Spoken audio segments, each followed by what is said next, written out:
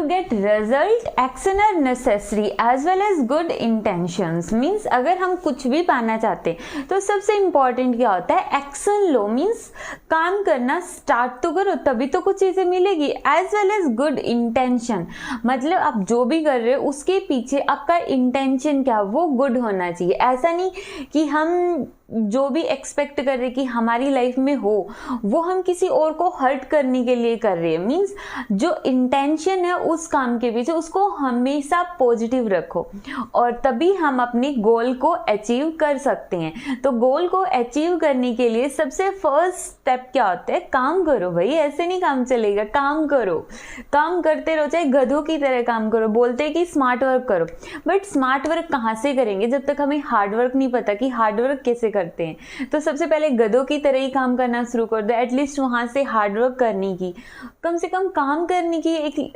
लत तो लगेगी ना कि हम काम कर रहे हैं। फिर वहीं से जब हम बहुत सारा हार्डवर्क करते हैं तो वहीं से स्मार्ट वर्क निकल कर आता है। तो ज़्यादा स्मार्ट वर्क के चक्कर में मत पड़ो और हार्डवर्क करते रहो, एक दिन स्मार्ट वर्क भी करना आ जाएगा।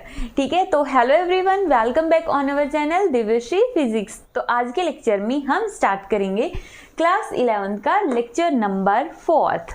मीन्स हमने अभी तक 3 लेक्चर स्टडी कर लिए, तो फिजिक्स को हमने बहुत अच्छे से स्टार्ट कर दिया है। जिसमें से सबसे फर्स्ट हमने स्टडी किया था कि फिजिक्स होती क्या है। उसके बाद हमने स्टडी किया यूनिफिकेशन और रिडक्शनिज्म क्या होते हैं, जो सबसे बेसिक रूल है फिजिक्स के बेसिक लॉ हैं। और उसके बाद हमने स्टडी की कि नेचर में इतने सारे फिनोमिनाज हैं, उन सभी को एक्सप्लेन करने के लिए बहुत ही खूबसूरत से और ब्यूटीफुल से 4 लॉ थे। मीन्स 4 फोर्स थे और उन्हीं को हमने स्टडी किया। ठीक है, और एक पॉइंट और सबसे इम्पॉर्टेंट, जो फिजिक्स को स्टडी करने के लिए सबसे इम्पॉर्टेंट क्या होता है कि हमें मैथ्स आना चाहिए। ठीक है, मतलब ये सबसे ज़्यादा इम्पॉर्टेंट तो नहीं है, सबसे ज़्यादा इम्पॉर्टेंट है कि तुम्हारा माइंडसेट होना चाहिए कि तुम फिजिक्स पढ़ना चाहते हो। सबसे इम्पॉर्टेंट बस वही है। अगर तुम फिजिक्स पढ़ना चाहते हो देन फिजिक्स बहुत इजी है, बट फिर भी फिजिक्स को सीखने के लिए सेकंड स्टेप तो उठाना पड़ेगा। और वो सेकंड स्टेप क्या है कि आपको मैथ्स आना चाहिए, बेसिक मैथ्स। और बेसिक मैथ्स की 6-7 वीडियोस है जिसका लिंक डिस्क्रिप्शन के अंदर मिलेगा, तो वहाँ से सबसे पहले बेसिक मैथ्स सीखो अगर तो आप मेडिकल के स्टूडेंट हो। ठीक है, तो आज के लेक्चर में हम स्टार्ट करेंगे कंजर्वेशन लॉ। कंजर्वेशन लॉ का मतलब क्या होता है, देखो अगर हम अपनी लाइफ के ऊपर अप्लाई करें, मतलब हम अपने ऊपर ही अप्लाई करते हैं। फॉर एग्जाम्पल आज हमने खाना खाया, एनर्जी मिली। वो एनर्जी अगर हम स्टोर करते रहे तो क्या होगा, कुछ नहीं होने वाला, हम मोटे फोटे हो जाएंगे।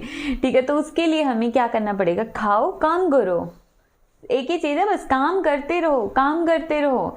ठीक है, तो खाओ काम करो, एनर्जी लो एनर्जी निकालो। तो उसको हम क्या बोलते हैं, एनर्जी को कंजर्व करना। एक फॉर्म में हमने एनर्जी ली और दूसरी फॉर्म में कन्वर्ट कर दी, तो हम ना तो एनर्जी को बना रहे हैं ना ही एनर्जी को ख़त्म कर रही हैं। तो उसको हम बोलते हैं कंजर्वेशन लॉ। एंड सबसे इम्पॉर्टेंट पॉइंट, हमारे हिंदू धर्म के अंदर हम क्या बोलते हैं, हिंदू धर्म में ये बोला जाता है कि जो आत्मा होती है ना तो वो मरती है ना वो पैदा होती है, वो सिर्फ एक शरीर से दूसरे शरीर में घुस जाती है। ठीक है, भूत बन के नहीं, ऐसे ही घुस जाती है नेचर के अकॉर्डिंग। तो उसमें क्या होता है, हम वहाँ पे भी कंजर्वेशन लॉ फॉलो हो रहा है। मतलब वो एक टाइप की आत्मा का मतलब एक टाइप की एनर्जी है और वो भी बॉडी को चेंज कर रही है।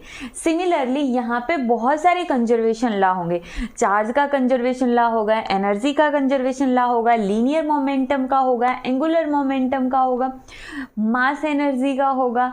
तो वो कंजर्वेशन लॉ हमें स्टडी करनी है। तो देखो कंजर्वेशन लॉ को स्टडी करने के लिए हम सबसे फर्स्ट लॉ उठाते हैं, वो क्या है हमारा, कंजर्वेशन ऑफ मास। नहीं, कंजर्वेशन ऑफ चार्ज पढ़ेंगे सबसे पहले, कंजर्वेशन ऑफ चार्ज। मास का कंजर्वेशन कहाँ से होने लग गया, तो क्या होगा, कंजर्वेशन ऑफ चार्ज मतलब इलेक्ट्रॉन है, प्रोटॉन है, उन्हीं को चार्ज बोलते हैं, बस समझ जाओ। बहुत ज़्यादा डिटेल में +2 में आएगा। चार्ज का मतलब इलेक्ट्रॉन बोल सकते हैं, प्रोटॉन बोल सकते हैं, एक ही बात है। ठीक है, तो अब हमें चार्ज का कंजर्वेशन पढ़ना है। तो पता है जो कंजर्वेशन लॉ, जितने भी कंजर्वेशन लॉ उनमें से आधे लॉ की सेम डेफिनेशन होने वाली कौन सी? According to this law charge can neither be created nor be destroyed.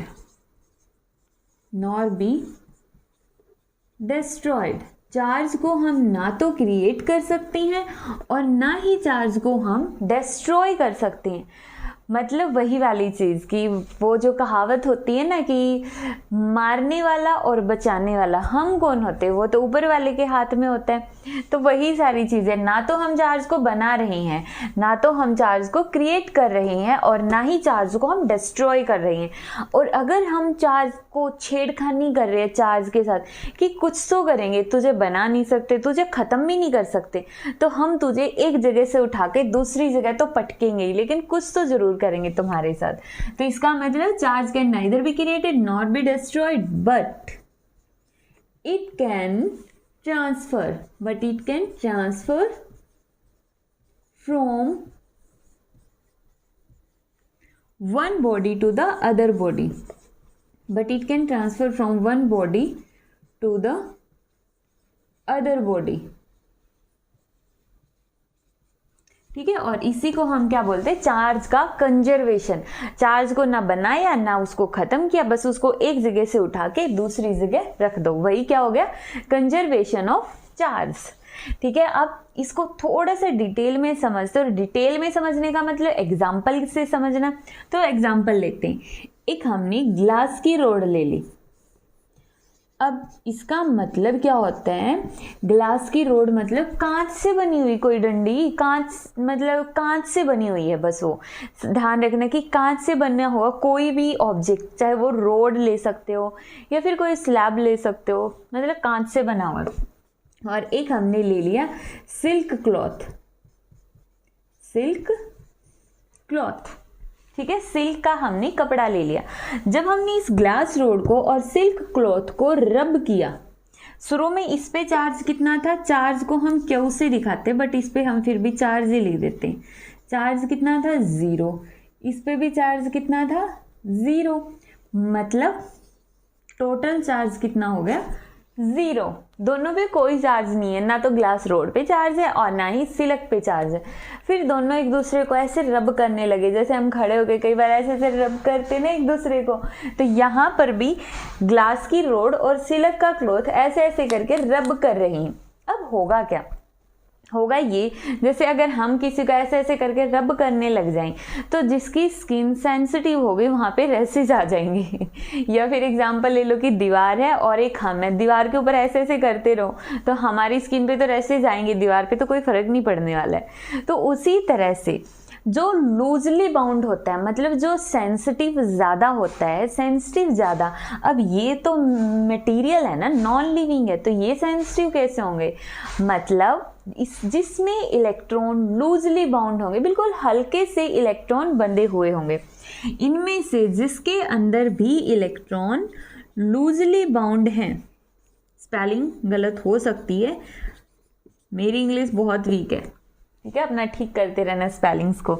जिसमें इसमें से चाहे वो ग्लास रोड हो या फिर वो सिल्क हो, जिसमें इलेक्ट्रॉन लूज होंगे, मतलब जो ज़्यादा सेंसिटिव होगा वो अपने इलेक्ट्रॉन दूसरे को डोनेट कर देगा। तो यहाँ पे जो ग्लास का रोड है ना वो बहुत ज़्यादा सेंसिटिव है। अगर वो सेंसिटिव है तो ये अपने इलेक्ट्रॉन, एक इलेक्ट्रॉन इसने इसको दे दिया, इसने एक इलेक्ट्रॉन दिया तो यहाँ पे आ गया पॉजिटिव चार्ज। फिर इसने इसका दूसरा इलेक्ट्रॉन भी लूज था, दूसरा इलेक्ट्रॉन भी इसने इसको दे दिया, इसका तीसरा इलेक्ट्रॉन भी लूज था, तीसरा भी इसने इसको दे दिया, इसका चौथा इलेक्ट्रॉन भी लूज था, इसको दे दिया।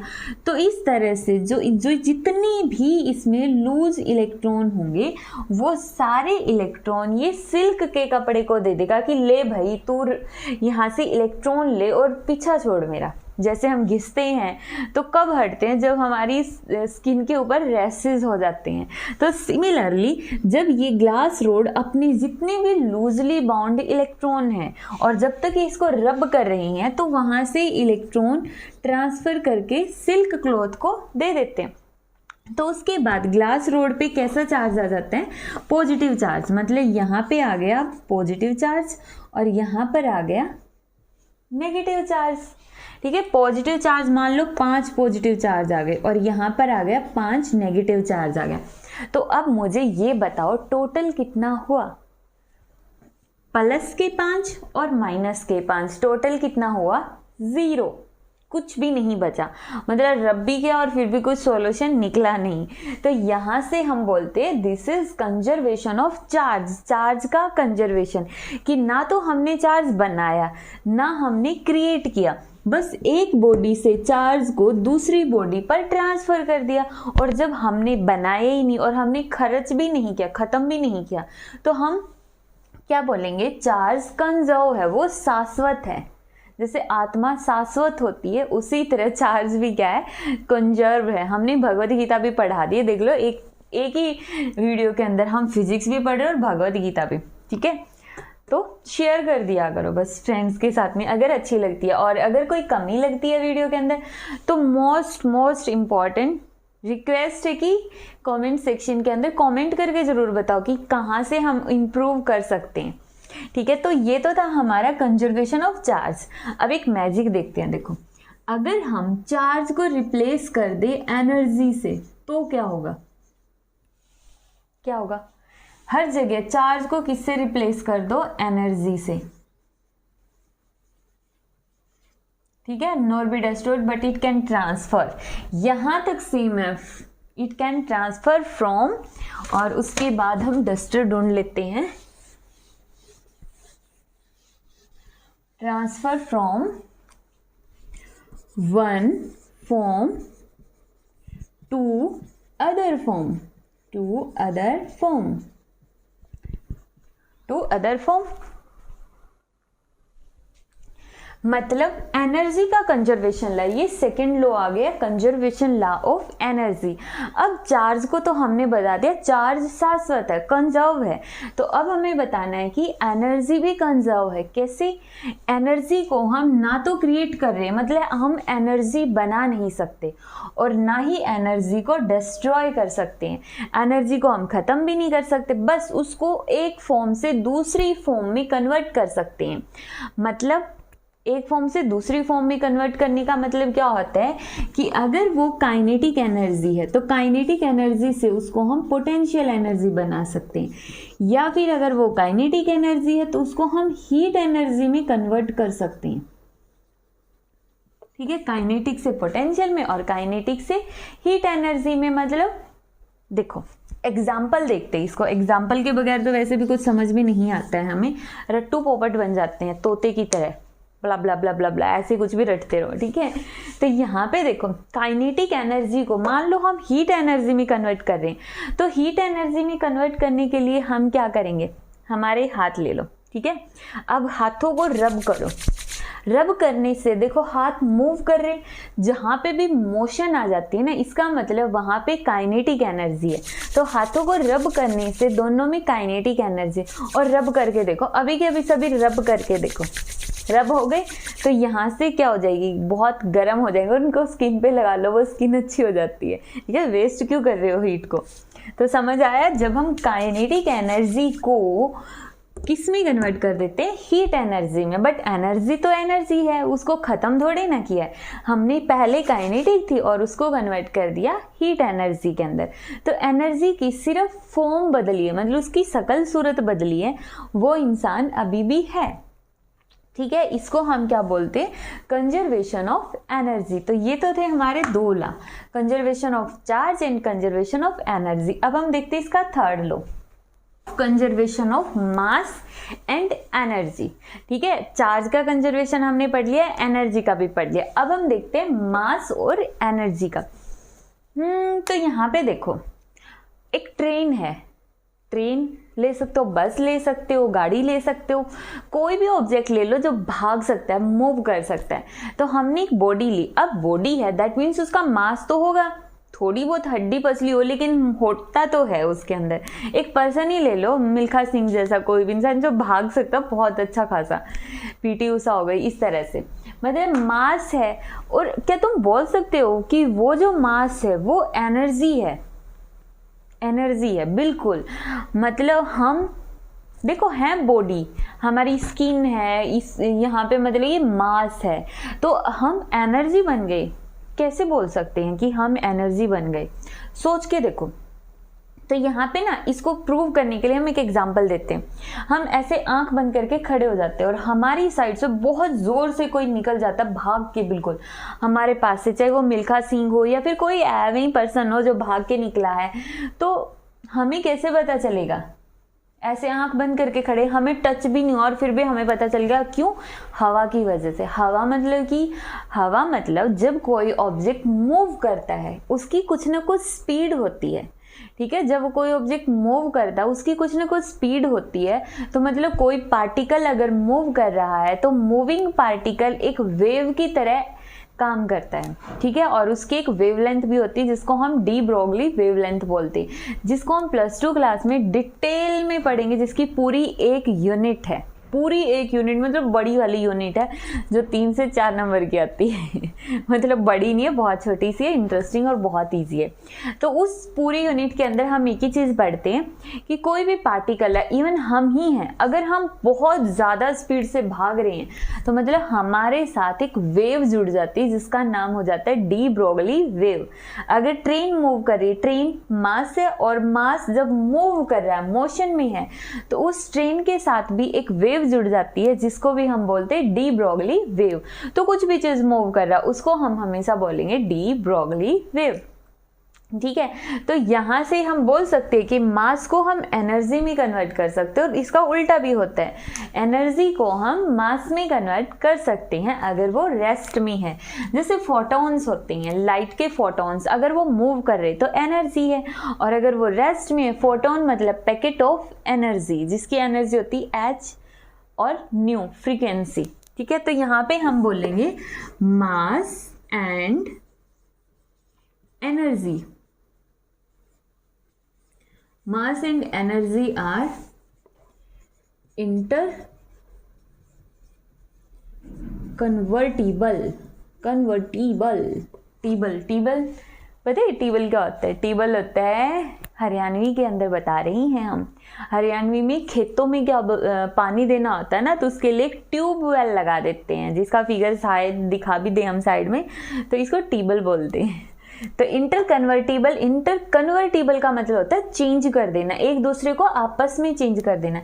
इंटर मतलब आपस में, एक वर्ड होता है इंटर और एक होता है इंट्रा।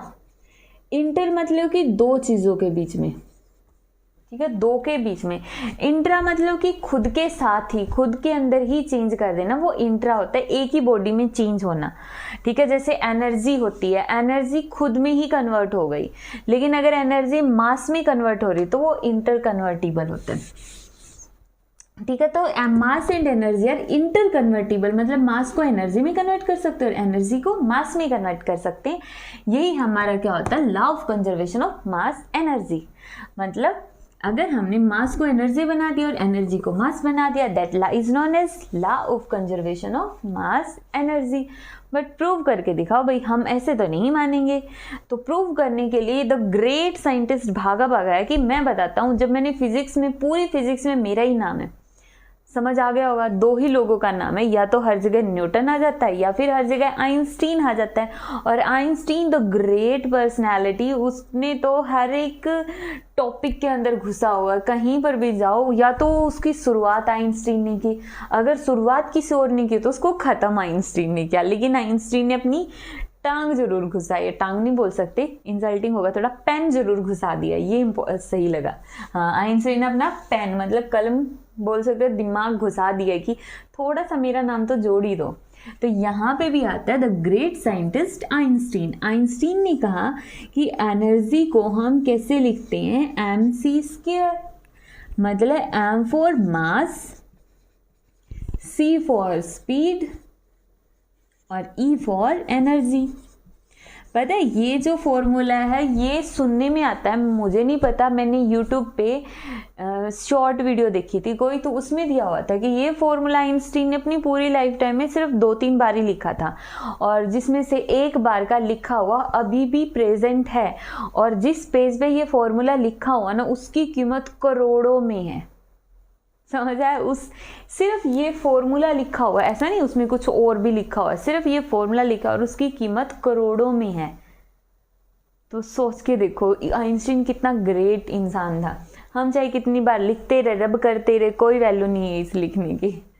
तो यहाँ पे देखो इस फॉर्मूले के अकॉर्डिंग अगर कोई भी बॉडी किसी स्पीड से मूव कर रही है, अगर कोई ऑब्जेक्ट मोशन में है, तो उसके मोशन में आने से वो ऑब्जेक्ट किसकी तरह बिहेव करता है, एक एनर्जी की तरह बिहेव करता है। और जब वो एनर्जी की तरह बिहेव कर रहा है, दैट मीन्स क्या होता है, a wave is associated with it, a wave is associated with it, इसके साथ एक वेव जुड़ी होती है और उस वेव का नाम होता है de Broglie wave. De Broglie wave जिसकी वेवलेंथ होती है लैम्डा, और जो किसके इक्वल होता है h/p। लैम्डा मतलब वेवलेंथ, h मतलब प्लैंक्स कांस्टेंट जिसको हम पढ़ेंगे धीरे धीरे, और p क्या होता है लीनियर मोमेंटम जिसको हम थोड़ी देर बाद ही पढ़ने वाले। ठीक है, अब यहाँ से ना एक चीज़ है, देखो डी ब्रोगली, हम इंडिया वाले ना कितने ग्रेट साइंटिस्ट है। एक बार पता है क्या हुआ, मेरा जो छोटा भाई है उसकी इंग्लिश थोड़ी सी वीक है, थोड़ी सी क्या मतलब उसकी, जब वो बिल्कुल छोटा था 3rd और 4th में, तो बहुत ज़्यादा वीक इंग्लिश थी। तो एक वर्ड था कट और एक वर्ड था पुट, तो मैं उसको पढ़ना सिखा रही थी। मैंने उसको कहा CUT बन जाता है कट, और उसके नेक्स्ट वर्ड ये था PUT, तो वो बोला पट तो मतलब CUT कट और PUT पट। और फिर मुझे ये नहीं समझ में ऑनेस्टली कि मैं उसको ये बात समझाऊं कैसे, बस P नाम तो चेंज हुआ, UT और UT तो दोनों में ही है, तो एक तरह से अगर ये कट बन रहा है तो इसको तो पट ही बनना चाहिए, बट ये हम बोल देते ये बन गया पुट।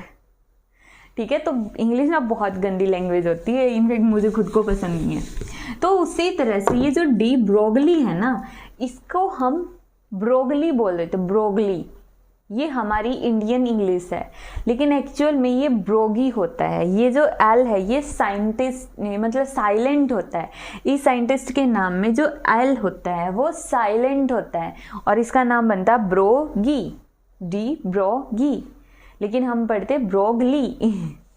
ठीक है, तो ये हो गया डी ब्रोगी। तो इससे समझ आया कि कोई भी बॉडी अगर मोशन में है तो वो एक एनर्जी की तरह बिहेव करती है। एनर्जी की तरह बिहेव करना मतलब उसके साथ एक वेव जुड़ी होती है जिसका नाम होता है डी ब्रोगली वेव। ये लाइन इतना बोलने की जरूरत भी नहीं है, हम सीधा बोल सकते हैं कि कोई भी बॉडी अगर मोशन में है तो इसका मतलब वो एनर्जी में कन्वर्ट हो गई है। ठीक है, उसके अलावा हम ये भी बोल सकते हैं एनर्जी किस में कन्वर्ट हो सकती है, मास के अंदर। तो मास एनर्जी में बदल सकता है, एनर्जी मास में बदल सकती है, दैट मीन्स ये इंटर कन्वर्टिबल है। ठीक है, अब हम नेक्स्ट लॉ देखते हैं, law of conservation of linear momentum. अब लीनियर मोमेंटम ये कहाँ से आ गया, ये तो हमने पढ़ा ही नहीं है। इसको हम दिखाते छोटे पी से, बड़ा पी नहीं, स्मॉल पी।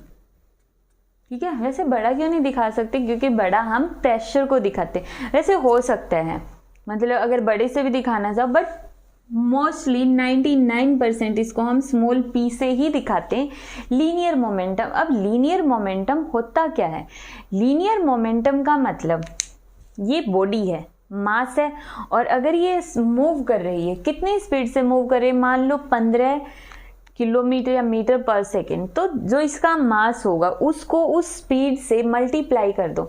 तो जो मास मल्टीप्लाई बाय स्पीड, दो चीजें हो गई ना, मास मल्टीप्लाई बाय स्पीड, तो उसका नाम बदल के हम रख देते हैं लीनियर मोमेंटम। मतलब जो लीनियर मोमेंटम है वो किसके इक्वल होता है, mass into velocity, mass into velocity, simple. ठीक है, तो मास इंटू वेलोसिटी, उसको हम क्या बोलेंगे, लीनियर मोमेंटम। अब मतलब ये जो ये बॉडी है इसका मास है और इसमें कुछ वेलोसिटी है। तो अब देखो मास को हमें पता है मास बोलते, वेलोसिटी को भी हमें पता है वेलोसिटी बोलते, बट अगर उन दोनों को गुना कर दे तो एक नई टर्म बना दो, क्योंकि हर बार mass multiply by velocity, mass multiply by velocity बोलना ना थोड़ा सा अजीब लगता है कि बार बार बोल रहे, तो इसका हम एक ही नाम रख देते हैं, मास multiply by velocity, that means linear momentum. ठीक है, एक नया नाम हमने रख दिया इन दोनों का। एक ये कपल है जिसके अंदर एक का नाम है मास और दूसरी का नाम है वेलोसिटी, और जब वो दोनों मिल जाते हैं तो उसको हम बदल के क्या बोल देते हैं, जैसे बहुत ही अच्छा एग्जांपल दे रही हूँ, बिल्कुल अच्छा बेस्ट एग्जांपल है, विराट कोहली और अनुष्का शर्मा, उसकी शादी हुई, उनकी शादी हुई तो हमने क्या रख दिया, विरुष्का। बहुत ही फेमस नाम है, बहुत सारे उसके जो फैंस वगैरह होते हैं वो रख देते विरुष्का, विराट का वी और अनुष्का का रुष्का, विरुष्का। सिमिलरली मास और वेलोसिटी, और उससे बन गया लीनियर मोमेंटम। ठीक है, तो ये एक सिंगल नाम बना दिया लीनियर मोमेंटम। तो अब law of conservation of linear momentum क्या होता है, according to this law for an isolated system,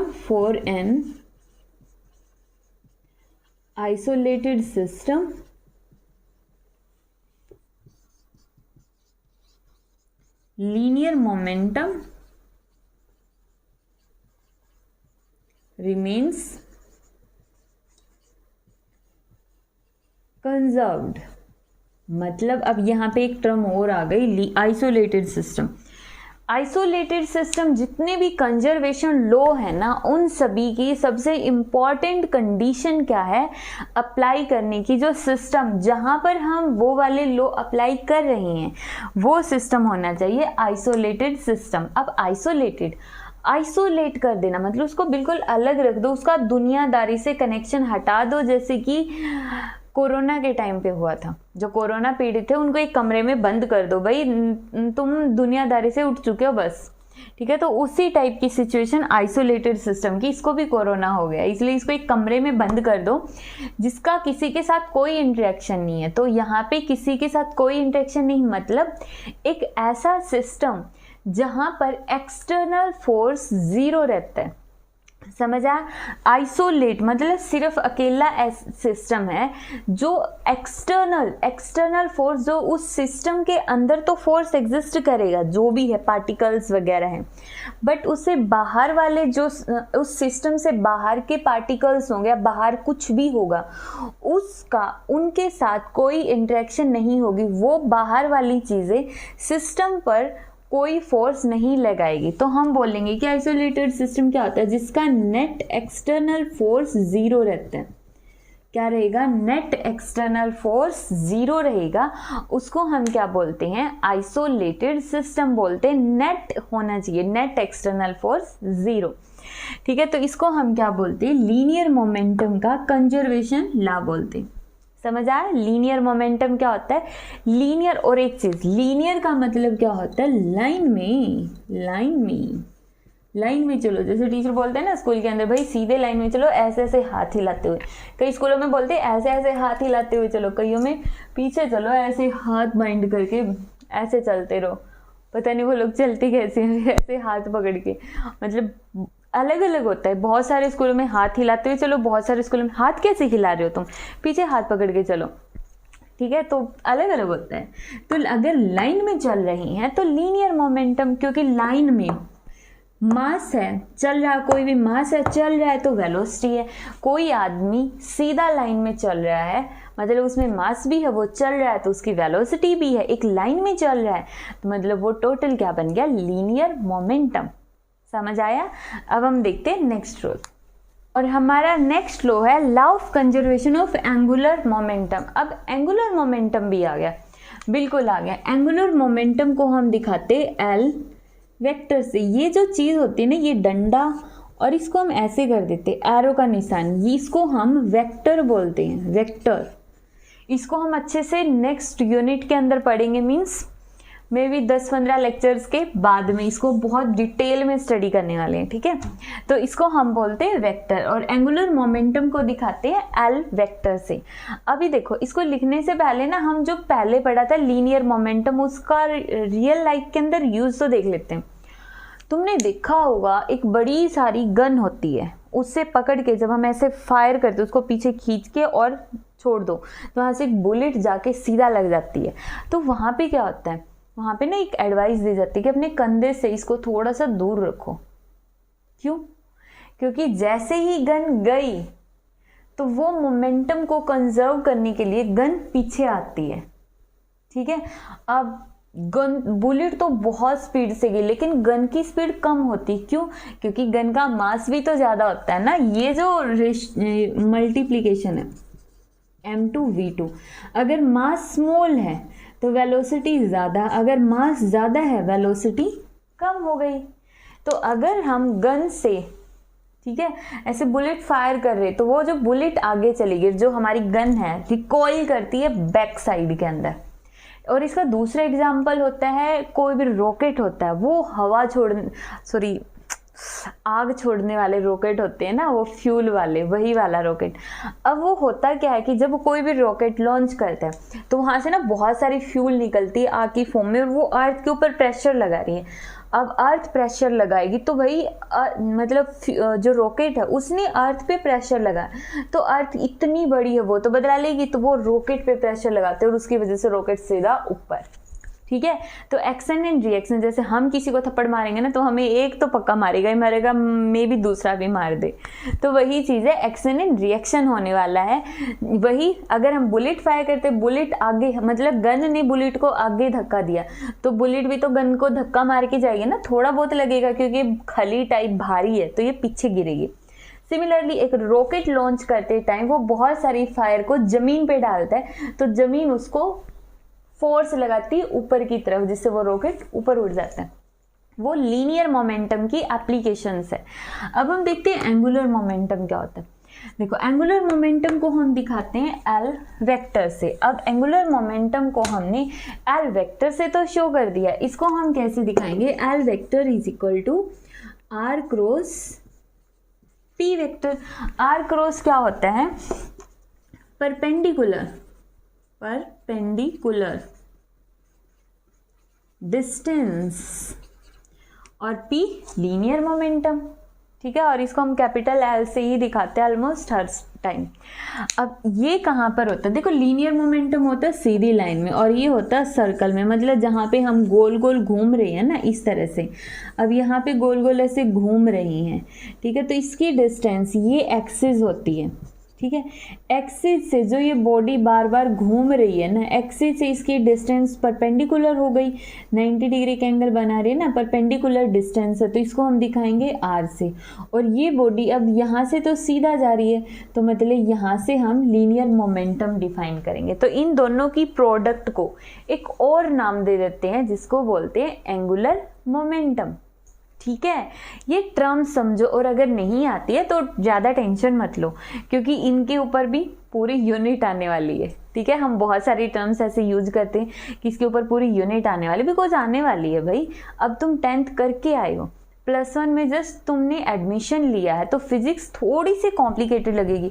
एक तो कहाँ तुम एनसीईआरटी की इतनी सी बुक पढ़ते हो, और कहाँ अब तुम्हें इतनी मोटी बुक पढ़नी पड़ेगी, प्रदीप की या फिर दिनेश की, या फिर तुम एनसीईआरटी मुझे कभी बेस्ट नहीं लगती फिजिक्स के, मेरे अकॉर्डिंग फिजिक्स की एनसीईआरटी में कोई दम नहीं है। हाँ, बायो की और केमिस्ट्री की बहुत अच्छी है एनसीईआरटी, बट फिजिक्स की नहीं आएगी समझ में जब तक तुम्हें फिजिक्स अच्छे से नहीं आती। +2 करने के बाद अगर तुम नॉलेज के लिए एनसीईआरटी पढ़ना चाहो पढ़ सकते हो, वरना सबसे बेस्ट बुक होती है प्रदीप और दिनेश की। अगर तुम्हें फिजिक्स की नॉलेज चाहिए तो वहाँ से अपने कॉन्सेप्ट क्लियर करो, ठीक है। तो एनसीईआरटी के भरोसे मत रहना प्रॉपर, स्पेशली +1 क्लास में। तो यहाँ पे क्या बता दिया हमने, एंगुलर मोमेंटम, और ये बस शॉर्ट में है, इसके ऊपर भी हम पूरी यूनिट स्टडी करेंगे एंगुलर मोमेंटम के ऊपर आने वाले लेक्चर्स के अंदर। तो जितना भी ये हमने करवाया है इसको बहुत ही अच्छे से स्टडी कर लेना। And the most important rule जो हम अपनी हर वीडियो के अंदर बोल रहे हो और एक बार फिर से बोलने वाले, जब भी पढ़ना स्टार्ट करते हो स्टार्ट विद स्माइल। एक प्यारी से स्माइल दिया करो, किसको, खुद को दे दो। खुद को नहीं दे सकते तो अरे बुक को दे दो, बुक को ना गर्लफ्रेंड की तरह रखो। बॉयज है तो गर्लफ्रेंड की तरह और गर्ल्स हैं तो बॉयफ्रेंड की तरह, उनको बिल्कुल स्माइल से देखो और एक फ्लाइंग किसी भी दे दिया करो उनको, ताकि ना वो एक्शन एंड रिएक्शन होता है, ठीक है। जैसे न्यूटन का थर्ड लॉ होता है ना, एक्शन एंड रिएक्शन, जिस चीज़ से तुम प्यार करोगे वो चीज़ भी तुम्हें प्यार करेगी, बट गुड इंटेंशन होनी चाहिए। ये चीज़ ऐसा नहीं कोई लड़का यार किसी लड़की को छेड़ रहा है मैं उससे प्यार करता हूँ, भाई वो इंटरेस्टेड नहीं है तो नहीं है, बस सिंपल नो। तो यहाँ पे क्या है कि हम बुक को गुड इंटेंशन से पढ़ रहे हैं तो वो हमें उसका रिटर्न मिलेगा ही मिलेगा। अपने इंटेंशन हमेशा गुड रखो, ठीक है, एंड स्टडी विद स्माइल।